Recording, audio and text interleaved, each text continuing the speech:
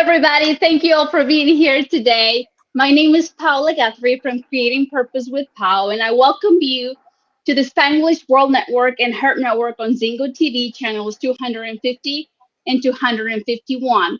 Please remember to download the Zingo TV app on the respective app stores. While you download it, please make sure that you rate it, you leave a feed, give us your feedback because we want to hear from you. You can find Zingo TV. The app is totally free, and you can find it on Google Chromecast, on Amazon Fire TV sticks, Roku sticks, and all smart TVs from 2016 forward. Thank you all for being here. I'm so excited. I am so glad that technology is working for us today. So let me welcome you, like a legend, Nerissa Trindade. She is the co-author of this beautiful book called A Different Reality. And she's going to be talking to us about what it's like being, a caregiver. So thank you for being here. And I welcome you. I'm so happy. Hey, Paola, and to everyone listening, good morning, good afternoon, wherever you're joining us from the world today. Welcome. It is such a pleasure to be here, Paola, to chat with you and with your community as well. So thank you so much for having me. You're so welcome. Please share, about you so our audience, get to know you more.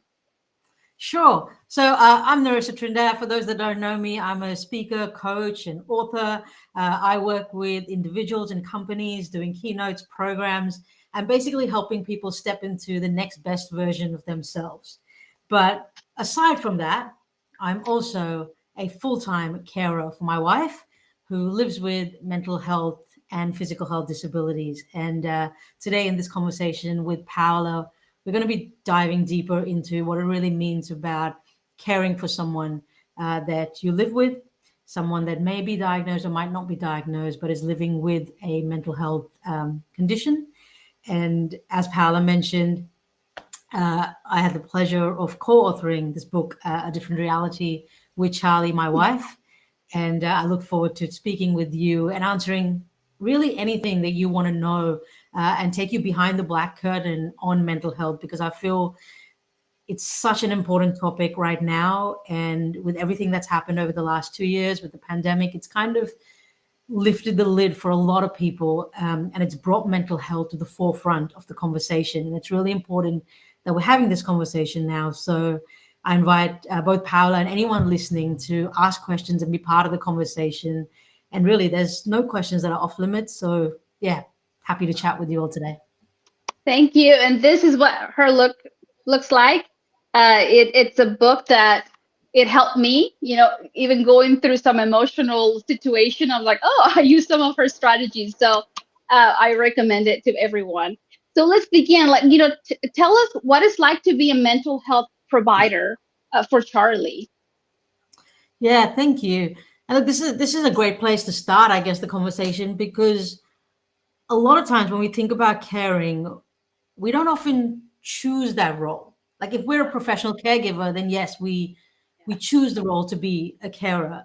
But sometimes in life, we can find ourselves in the role of being a carer by virtue of our nature to the relationship of the person that we're caring for, whether that is a partner, whether that is parents, whether that is your kids, whether it is friends, someone in the community. Depending on our relationship with that person, we can sometimes find ourselves in the role of a carer.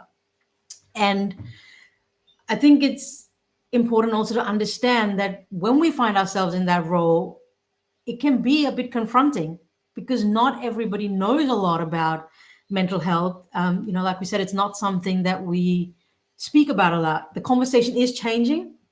But for example, where I come from in India, I grew up in India in a city called Calcutta, and mental health really wasn't discussed a lot. And it could be for a lot of people listening, even cultural.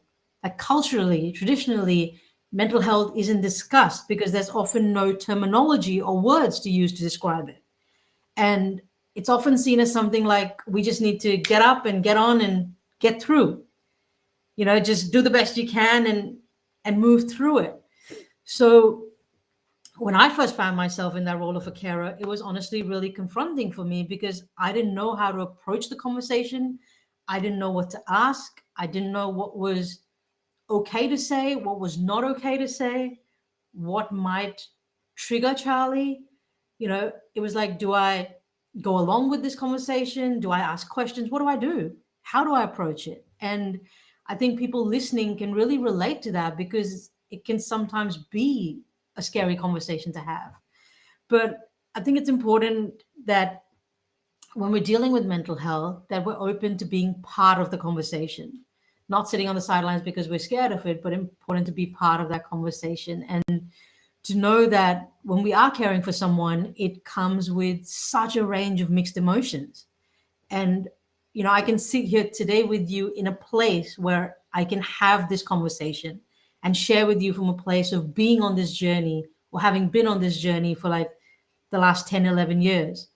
But I want to step back and take you back to when it first started 11 years ago, because there could be people listening in today in that position where they're having to have that first conversation. And I want to acknowledge and say that it's okay to feel scared. It's okay to feel like you don't know. It's okay to feel like you're out of your comfort zone. It's okay to feel angry, to feel frustrated, to sometimes think, why am I in this position? I didn't ask for it. I didn't choose it, but I'm here. And I think, like a lot of things in life, we can find ourselves in positions like that, in situations like that. And it's really good at those times to understand where we're at and acknowledge the feelings that are coming up for us, acknowledge what we're dealing with, what we're going through, and then share about that as well. Because it's important that the carer also gets to share what they're experiencing whilst taking care of someone else. That's beautiful. Yes, that open communication. You talk about it. You both talk about it on the book that uh, she gets to tell you how she feels in the moments of fear, in the moments that she cannot be her at her best, in her mental health, and then you get to share how you felt, how it was for you. So whenever things are okay, when she comes back home, then you guys talk about it. So that's beautiful how like having a clear communication, and it's essential, clear communication. Uh, so here is one of the big questions. All of them are big, but this is one of the first one is like, what We'll would get you there one tell by one. yes, what would you tell someone right now who is dealing with a mix of emotions, like you were saying, like they're frustrated, there is fear, there is uncertainty because their life has just changed. They feel lonely because they don't know who to talk to about it, because their life just changed. Now they automatically have become a care provider for a loved one. What could you tell them right now? Yeah, great question. Look, I think I would say to them that it's important to acknowledge what you're feeling. Because a lot of times as a carer, we can feel like we have to support the person we're caring for. Therefore, we have to put all our feelings aside. Therefore, like we are the ones that are responsible for the person that we're caring for. Therefore, we shouldn't feel angry. We shouldn't feel frustrated. We don't allow ourselves to process those emotions. And it's so important that when you are somebody that is caring for someone, that you allow yourself to be cared for too. And part of that is acknowledging the emotions that come with it. Part of it is acknowledging that we might not always get it right. And there is a level of frustration that comes from the situation we find ourselves in. But there's also a level of frustration that comes from how we seem like we think we should behave. And then we're unable to perform at that level because it's only human. Like just because you are caring for someone doesn't automatically make you superhuman. At the end of the day, we all have our own frustration, our own emotions, our own feelings, our own fear that we're dealing with. And the first thing I would say to anyone dealing with those emotions is to acknowledge it, to put a name to it, and know that it's okay to feel those things, that it's okay to not be okay. And once you've established that or acknowledged that feeling, then it's okay to share it. It's okay to go out and say, hey, by the way, I'm not dealing with this okay. I need some help. Whether you're the person struggling with mental health, and this could come up, even for people that aren't diagnosed, There's so much that we're dealing with at the moment, so much uncertainty that we're dealing with in the world around us, that it impacts our mental health. It impacts how we cope day to day, how we function day to day. And sometimes society puts pressure on us to not say that, to always show up and say, I'm okay and it's a good day today and I'm going to function. But if there's something you can take from this, know that it's okay to not be okay. It's okay to say, hey, by the way, I'm struggling a bit today. I need some help. I need to speak to someone and have that conversation, because there's so much help out there.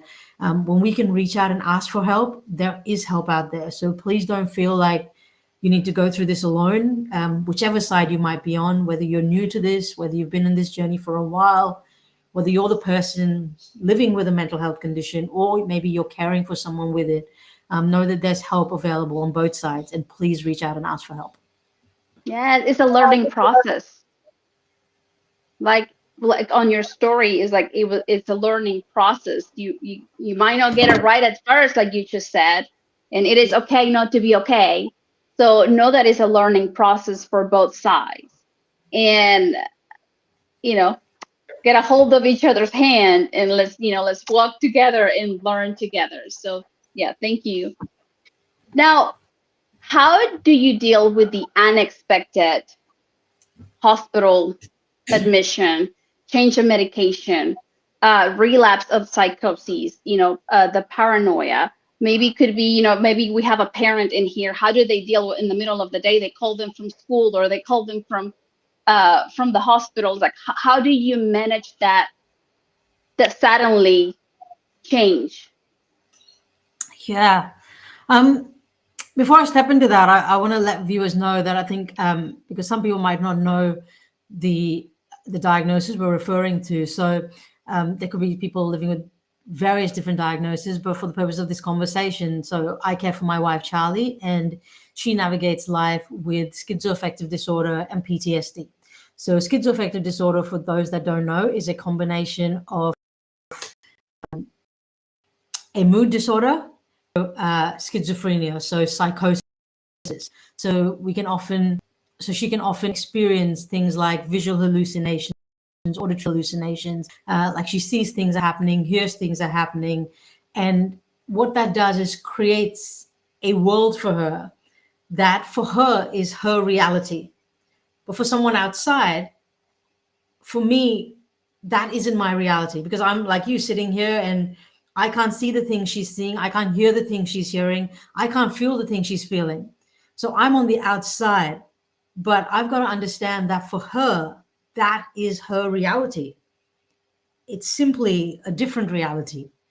And that's another reason why the book is called A Different Reality, because of that. And so if you are somebody that is living with someone or caring for someone that lives and navigates life with psychosis, it's really important to understand that sometimes we don't always and we can't always see and understand what that person's feeling, but that doesn't mean that because it's not our reality, it isn't reality for them.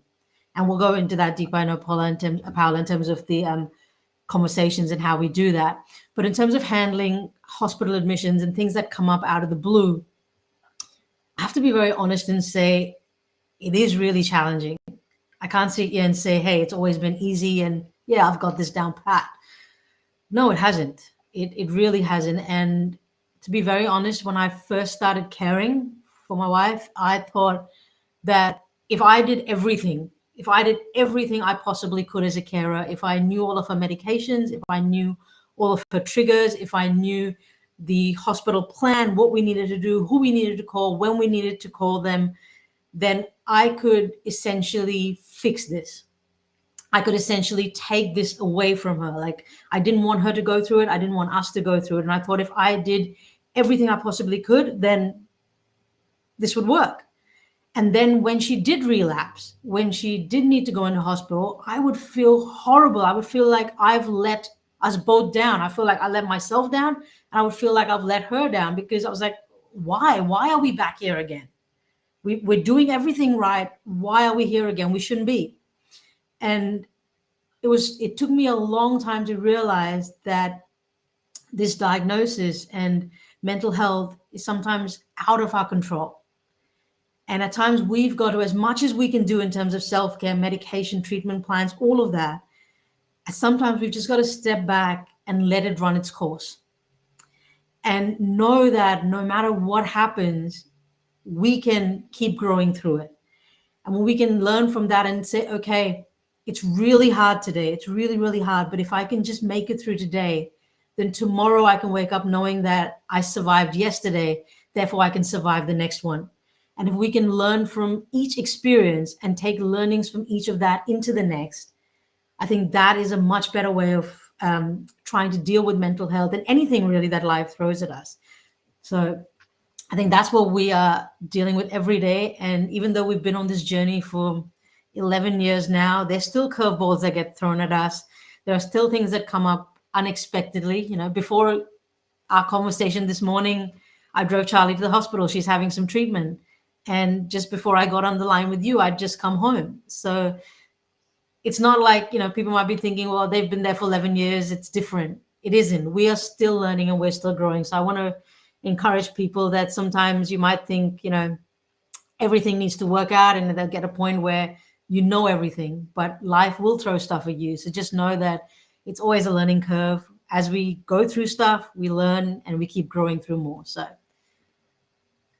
Yeah, the mentality, the change of your mentality, which is we're growing through it. You're choosing to grow through it. That's beautiful. yeah. And I think we all need to adopt that in our lives, even without being in that situation. It's like learning to grow through it. It's like, okay, it's happening for me, and make the best out of it. So Yeah. thank you for sharing. What is the stigma around, mental health, and how will you advise us to approach a person in a mental health journey? Educate us, please. Yeah. Sadly, there is still so much stigma associated with mental health.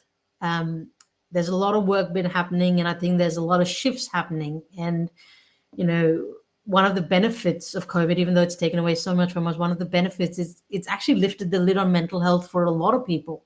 And it's put mental health now at the forefront of the conversation where it needs to be. But sadly, there is so much stigma still associated. And as someone who's been a carer for my wife, who lives with both physical and mental health disabilities, I've seen firsthand the difference in mental health versus physical. And I'll give you a very real example. Now, when Charlie had a broken leg and a broken arm, people can see that. People can see that you're in a plaster cast. So they automatically go, okay, I can associate with that. But so much about mental health is internal. You can't see it externally. And therefore you might think, well, the person's just okay. They're coping, they're working through life.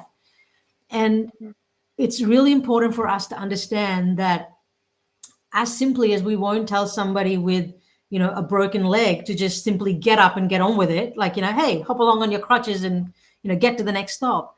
The same way we've got to have more understanding and more care when speaking to somebody that might be journeying through mental health, because it's often not seen, it's often not heard, and the person can be struggling through so much more because they're unable to share that and no one else can see it. So I would say we need to approach those conversations with even more care, concern, openness, and awareness. But back to your point in terms of how do we chat with someone, I think it's approaching every conversation in the way that we would approach a conversation. It's approaching it with love, with an understanding, with an acceptance, and a term that I like to use, which is a genuine curiosity and a genuine need to help someone. Because if we can go at it at that, if we can, start by saying, hey, Paola, I can sense maybe you're not feeling okay today. Do you want to just have a conversation? Just know that I'm here, and allow that person to then share and start that conversation with us. And I'll share a couple of things that have helped me along my journey in chatting about mental health. And the first thing is to find the right place and time to have the conversation. Because sometimes if it's in a busy environment, if there are a lot of people around, or if it's in a group setting, people might not feel as comfortable having that conversation with you. So find the right time and place. Where I've often found one-on-one conversations work better. And even simple things like if I'm having a conversation with someone that's sitting down, I sit down too. Therefore, I'm at the same eye level and I'm at the same level as the other person. I'm not talking down at them. They don't feel like they have to look up. Oh, It creates a different dynamic. So if the person's sitting, sit down, have a conversation.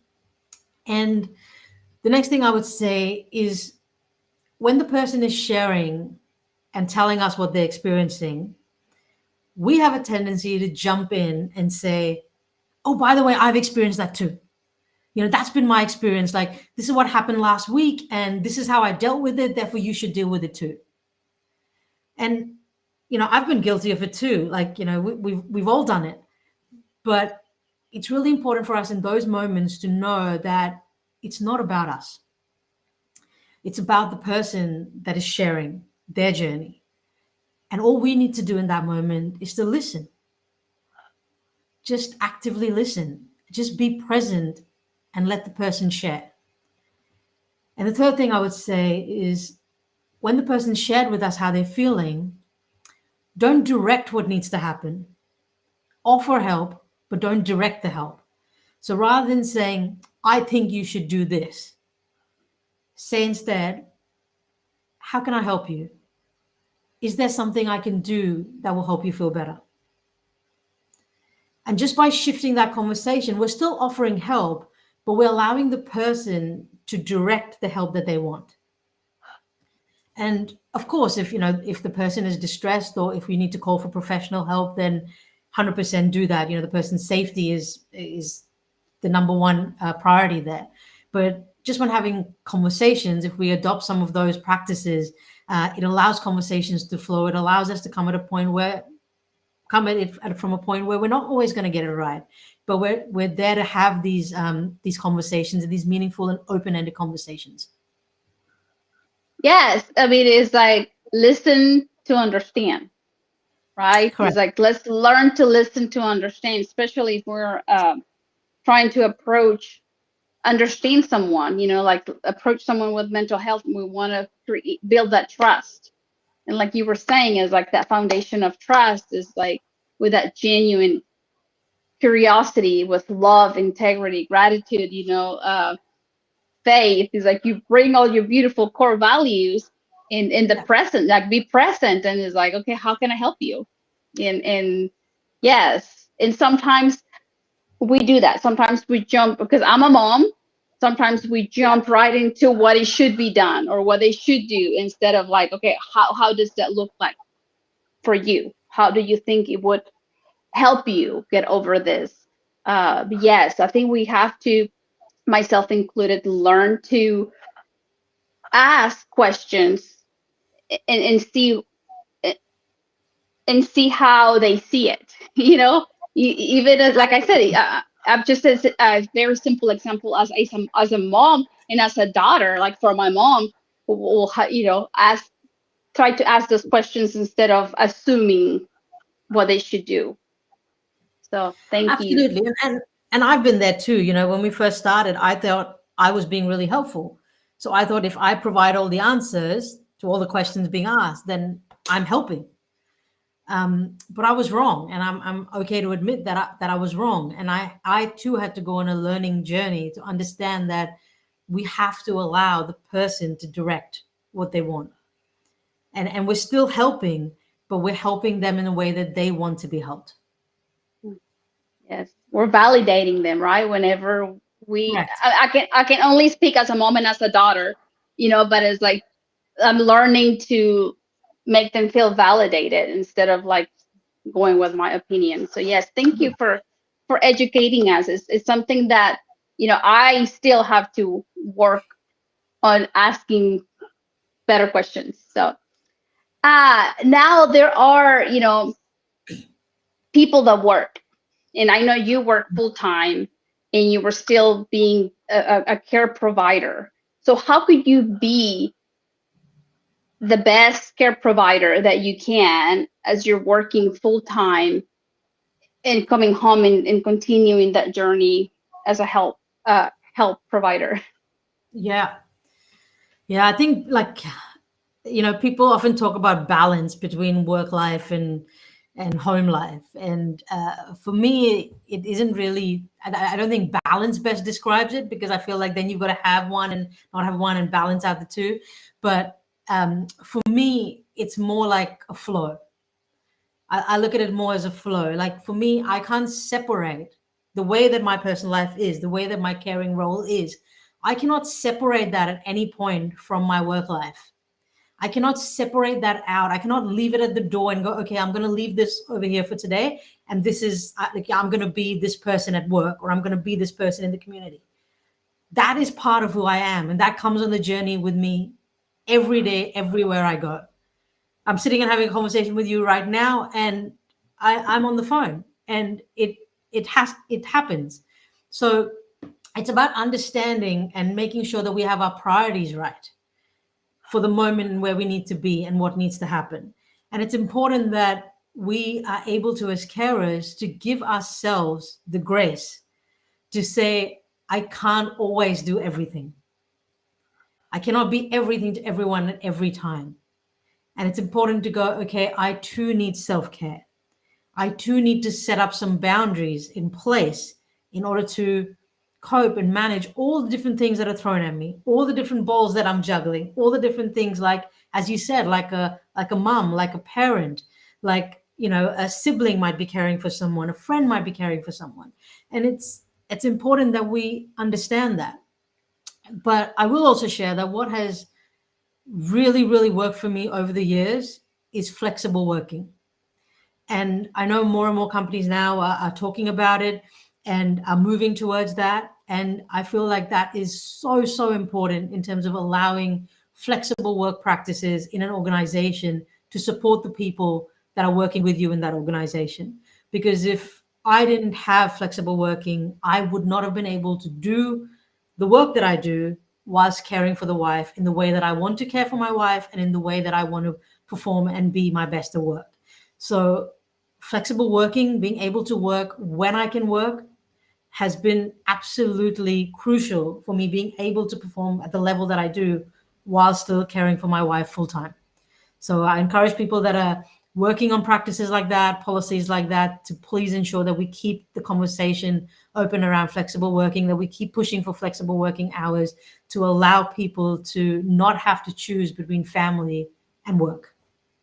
Yes, yes. Thanks for saying that, because yeah, it makes life flow, like you're saying, much better because you're able to meet your expectations at work, but also you're still, you know, no, you're being here for your family. So that's good. That's beautiful.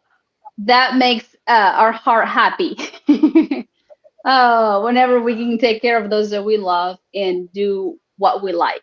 So how how important it is for a health care provider from home, you know, uh, to know that there is help out there, because like you were saying at first, is like at the beginning, that sometimes you wanted to do everything right for Charlie, you Mm. know, and and on your book you talk about like you didn't know there was help for you as well. So how important it is, let's bring that awareness into our beautiful people out here that might be dealing with that stress, that frustration, and they don't know that there is help out there for them as well.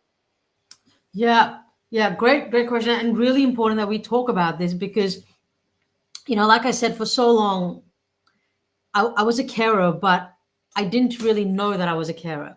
So I thought, well, this is my partner. I'm in the role of a partner, or you could be in the role of a mom, a sibling, a parent, um, a child, even caring for a parent. And by virtue of our relationship with the person, we find ourselves in the caring role. So for a long time, I didn't really think of myself as a carer. I was like, this is my wife. So of course I'm caring for my wife. There's no question Mhm. about that. But it was only when I was able to go, okay, hold on. Actually, I am a carer. This is part of what I do. And when I was able to acknowledge that and accept that, then I was able to go out and ask for the help that I needed. Because as long as I said, well, I'm not a carer, this is something I do, I wasn't getting the support that I needed as a carer. And I was overwhelmed, and I was run down because I didn't have supports in place, and I was trying to do it all on my own. But when I was able to say, okay, you know what, I am actually a carer, and then reach out and ask for help and say, I don't have to do this on my own. There are things that, people can help me with. And it's really important to know that when we're caring for someone, we need to be cared for too. Like, carers must be cared for too. So we have to allow other people to care for us, to support us, so that we can better care for the people that we're caring for. And things that are available out there, and of course it's different because I know we've got people from all across the world tuning in, and it's different depending on where you are. So I would encourage you to reach out through your support networks and ask what's available. But often there is things like support networks out there. So I can say for myself in Australia here, I have a carer advocate, and that is somebody that I can call, who assists me navigating through things, whether it's through the hospital system, whether it was, during COVID when we were in lockdown and Charlie was in hospital, we couldn't visit. So I was like, how do I navigate the hospital system? How do I navigate visitation? So they're people that are in the community that are there to help and advocate for carers in those situations. So we don't have to focus on that. We can basically focus on caring and being there for our loved one. Other things such as, going to a support network. And I talk about this in the book as well, where initially when someone told me about support network, I was like, hell no, that's not for me. I don't want to go to a I place got and it. have to I talk got to it. people. Yeah, Yeah. exactly. I don't want to go to a place and talk to people that I don't know. Like, I've never met these people. I'm not going to talk to them. How are they going to help me?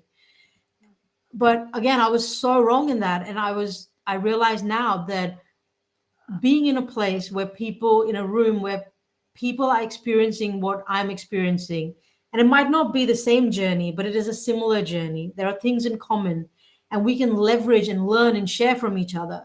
And sometimes I've had conversations in those rooms where that I haven't been able to have with my closest of friends, because they don't get it. They're not caring for someone, and I can't expect them to understand what it is to be caring for someone.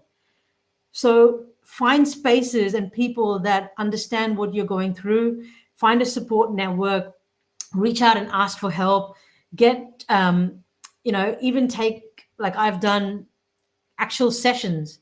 Like, I've gone into workshops and attended sessions where I've expanded my own knowledge of mental health, an understanding of how do you deal with anxiety, how do you deal with depression, how do you deal with someone that is um, experiencing voices, that is experiencing paranoia.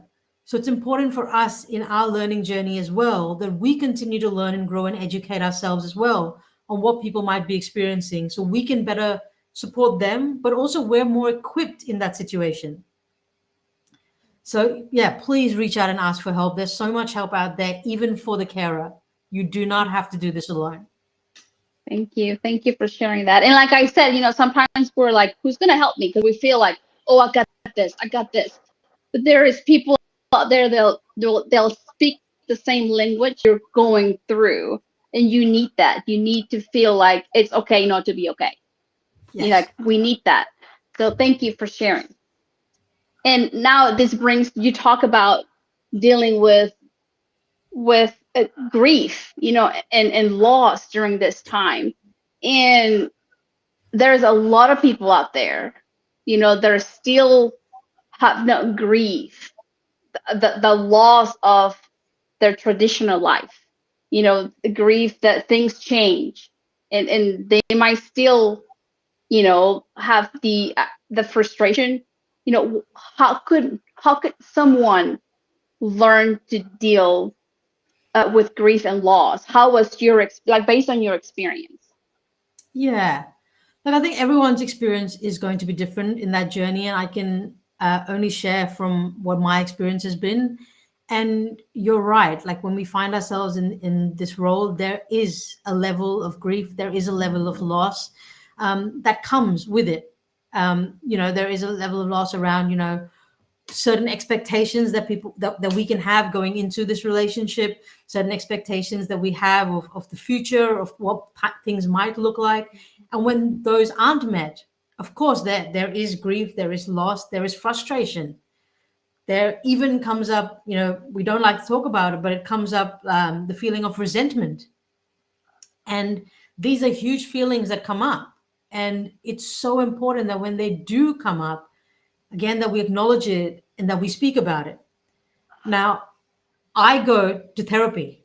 I'm not ashamed to say I go to therapy. I have a therapist. And I don't only see my therapist when things are at rock bottom. I see my therapist when things are going well so I can maintain it going well. And often we can look at mental health as, hey, I'm okay for now. I'll wait till I hit rock bottom. I'll wait till I'm feeling worse. Then I'll reach out for help. Because that's traditionally and culturally sometimes how we've been brought up. Nothing's wrong. I'm fine. But I think we've got to shift our perspective and shift our understanding on realizing that we are taking a proactive approach to mental health, not a reactive approach. And when we can shift that to focusing on a proactive approach, that's when we're able to really put mental health at the forefront of that conversation. We're really able to, have a conversation on how best we can support others, but also how best we can acknowledge our own feelings that keep popping up along the way for us as well. And for me, I can say over the years, it has been a journey of acceptance.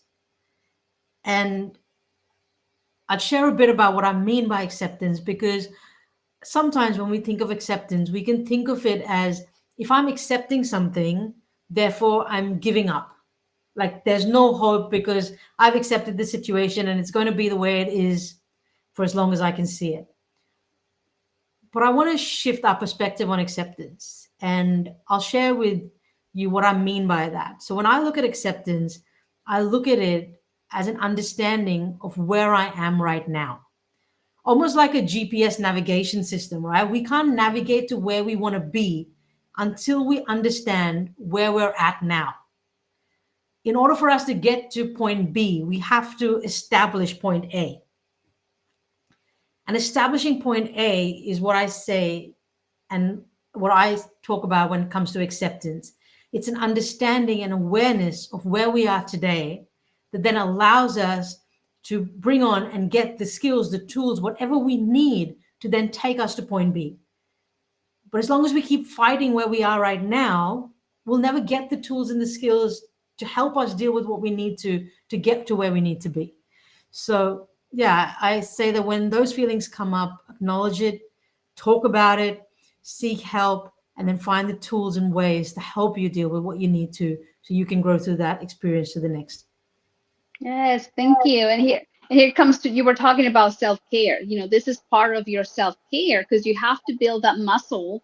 Going to therapy often is like you're working through your self-care. To me, that's self-care. I don't know if it's the same to you, but to me, it's like you're caring for building that muscle. Absolutely. Yeah. Whenever things go out of place, then you have been working already the muscle of how to respond to the different scenarios that approach you. So yes, thank you for sharing that. What other ways of self-care would you recommend our beautiful audience right now that might be, struggling with this new change in their life, and they just want a way of, like to breathe and continue to move on. They need that strength. But before they gain that strength, sometimes we have to say it's okay that I'm not okay, and give yourself either 5 hours, one day, 2 days to just cry it out, like do what you have to do. Maybe you have to go for a run to honor that frustration, to honor that anger, the uncertainty, in order for you to continue to be better, to gain the strategies and tools to continue to move forward. Yeah, look, I think at the moment, the way it's going, I think self-care has almost become like this buzzword, right? And self-care sometimes people think is a luxury. Self-care is not a luxury, it is a priority. Self-care is not something we do when we have the time to do it. Self-care is something that we set out time to do. And we've got to shift that for us in order to get self-care right. Because, I've done it myself, and hey, guilty as charged. I always say I'll take care of myself when I get the time to do that. I used to say that. But we have to make time to take care of ourselves so we can better care for other people. And self-care is essential. And for anyone listening today, I'll ask you, if you've got a priority list, a list of things to do, where do you feature on that list? Are you at the bottom? Are you at the middle? Or are you at the top? Because in order for that list to get done, in order for us to function in any way in life, self-care is number one, right on the top. And I'm still on a journey. I do have to admit, I don't always do it right, but I'm on a journey of learning and getting better at doing self-care. And one of the things that have helped me, that actually somebody shared with me at a support group that I was in, was to make a list of the things that we can do for self-care. And this comes back to saying, I don't have the time. So I know I've been in conversations with people and I'll be like, take some time out. You really need to take it out. They'll be like, I don't have the time to do that, Nerissa. I'm like, okay. So if someone's listening today, I'd say this. Make a list of the things that you can do for self-care, whether it is things you can do in a minute, in 2 minutes, 5 minutes, 15 minutes, 30 minutes, an hour, and then go on. So that you've got a list of things that you can do when you need to do something, rather than going, oh, I need to take a break. I've only got 5 minutes. What do I do? And they don't have to be big things. They can be simple things like, if you've got a minute, just take time out and just breathe. Just breathe for a minute. It can be simple things like putting on a song. I do this a lot because I'm often in a lot of meetings. I go, like I say, from having to drive Charlie to a hospital, and then I'm on a Zoom session. This morning I was sitting outside the hospital on a Zoom call. So there's things that happen where I need to build in self-care. And often things that I do is I'll put on a song. I just put on music that shifts my energy, that allows me to just get up and move my body and allows me to then switch into the zone I need to be in. Sometimes I'll leave the space that I'm in, whether it's my studio here, or if I'm, when I used to be at work, I'll say, I've got to go out and I'll go for a walk or go to a different space. So find whatever it is that puts joy back into your life, whether it's going for a walk, reading a book, listening to music, cooking a meal, talking to a friend, whatever that might be. Find what brings joy into your life, and then find multiple ways to put that into your day and schedule it in. And then make a list of things that you can do in the time that you have. So the next time that you think that you need to take a break, you don't have to think about what you need to do. You've got a list. You just pick one and go for it. Yes, thank you. Yes, and learn to associate, like this is self-care. It could be one song like you're talking about. It could be breathing and exercises, but learn to associate that what you're doing is self-care. So thank Mhm. you so much. On the book, you guys share a story about, or a technique called sensory box. Mhm. I'm very curious. Could you share with our audience, maybe someone can benefit from a sensory box? Yeah. Thank you for picking that up. But a sensory box is like, because I mentioned, like, Charlie has auditory visual hallucinations, which sometimes can take her away from reality and move her into her own reality, the different reality. And what a sensory box does is allows you to stay connected and grounded in the moment. And it could be made up of multiple different things. Like when we started out our sensory box, it was just a glass jar, and we would put things into that glass jar. It's now a box. So start wherever you want. It might just even be an envelope, but it's putting things in there that allow you to stay connected and grounded in the present moment. And it could be different things. It could be things that play on the senses. So it could be something that has a different kind of texture. So a hard rock or a soft piece of material. It could be things that stimulate your sound and smell. So, if a particular smell helps you feel comforting, then put something that gives you that smell in it. It could be something like, if it is music, a sound, then capture maybe a song on your phone and put it in there. you know we've got different things in there. It could be notes from friends and family at a time when you've been struggling that have helped you. We put notes in there. So different things, little trinkets, little objects that help you feel connected to people, grounded in the moment, and can bring you back to where you need to be. Awesome. Thank you. I just thought it was like, I was like, this is amazing. Someone might need to hear about this sensory box. It could be beneficial. So thanks for sharing. Uh, this is just something pop up to me. Like a while ago, it was like you on the book, you continue to mention that suicidal conversations are normal. And here's taboo. Here we'll go back to like, but how do we start that? And we don't have a lot of time. We only have about 4 minutes. What could be like one or two Okay. phrases you could share with us? Like if there is mental health problems at home, how can we make that conversation traditional? Yeah, yeah. I think what you're talking about is normalizing the conversation. And for so long, things like suicide, things like mental health have been taboo, and we don't often speak about it. But I think conversations such as this, and more conversations that we have with people around mental health, will shift the dynamics of that and make it a normal conversation. Like now, it's not a problem to have a conversation when someone breaks a leg. If your child breaks a leg, you're like, oh, it's hurting for you. How can I help you? Do you need a band-aid? Do you need a splint? Do you need a plaster? Do we need to see it? Like, Yeah. there's a thought process around it, and we need to create that same thought process around mental health. So let's normalize the conversation by having more conversations. And feel free to reach out to me to speak more about this. If anyone has questions, I'm happy to come and chat to your organization. I'm happy to chat one-on-one. But yeah, let's keep this conversation going. Thank you. Where can we find you? Please share with us. Where can we find you? You can find me on all platforms: LinkedIn, Instagram, Facebook, YouTube, Nerissa Trindade. My website is www.nerissatrindade.com. And yeah, reach out to me. Feel free to connect. I come and speak to people as well on mental health awareness, well-being, and self-care. So please feel free to reach out. Thank you. Thank you. Now, do you have a final message for our beautiful audience today?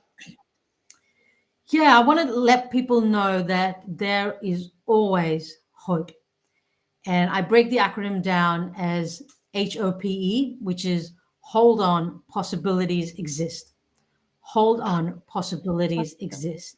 So whenever you get to that moment where you think there is no way out, there is always a way out. There is someone that you can reach out to, someone you can have a conversation with. Please know that it is okay to not be okay. It's okay to reach out and ask for help. There is loads of help available. So please reach out. You don't have to do this alone, and know that there is always hope. Yes, yes. Thank you so much for being here today. And for anyone that's curious about, what we're talking about is a book that Nerissa and her wife wrote. Yes, it's called A Different Reality, and it's about growing through the journey of mental health. So I mean, I chose to read it because I know Nerissa and I learned from it. It's like I'm not going through this journey, but it helped me so much. It helped me to understand that it's okay not to be okay at times. It's like, oh, yes, that's right. So you're going to gain a lot of uh, tools and strategies that you can use in your everyday life. So thank you so much, Marisa, for your time, for your wisdom, for sticking, with us to these technical issues today. So thank you so much. I hope you all found a word, a phrase that can inspire you to, make your life a little bit brighter. And if you want to watch the replay for this interview, it's going to be on YouTube, on my YouTube channel, Paola Guthrie. Thank you all so much for being here. And this Thank you show for can having me, also, Pal. It was good you're to chat. so welcome. This show can also be heard on Spanglish Radio Network. Please check out spanglishworld.ca for all news and programming. Spanglish World. Watch it, hear it, read it, download it, and live it. Thank you all so much and blessings to you.